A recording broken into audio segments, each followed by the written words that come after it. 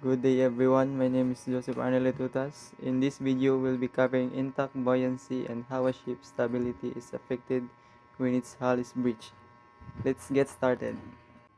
Intact buoyancy, a fundamental principle in naval architecture, describes a ship's inherent ability to float and maintain stability when its hull remains completely intact and all compartments are watertight. This inherent stability is a direct result of the vessel's design, specifically the carefully calculated relationships between the volume of its underwater hull, its displacement, and the overall distribution of its weight, known as the center of gravity.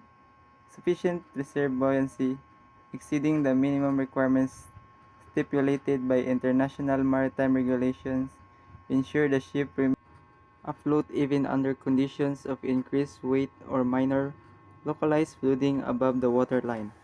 The consequences of a breach are multifaceted and depend on several interacting factors. The size and location of the breach are paramount.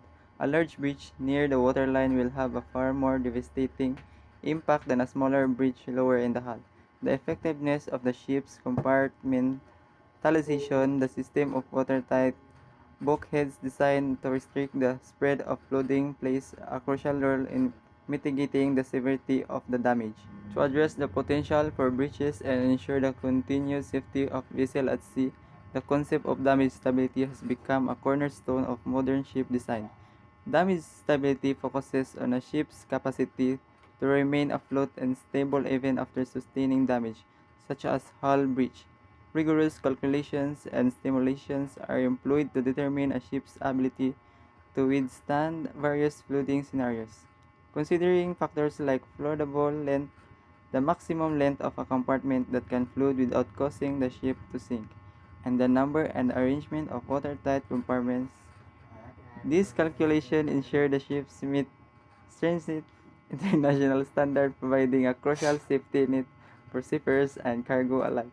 The design and construction of ships are governed by comprehensive regulations that dictate minimum standards for damage stability, ensuring that vessels are built to withstand a range of potential threats and maintain their seaworthiness even in the face of adversity.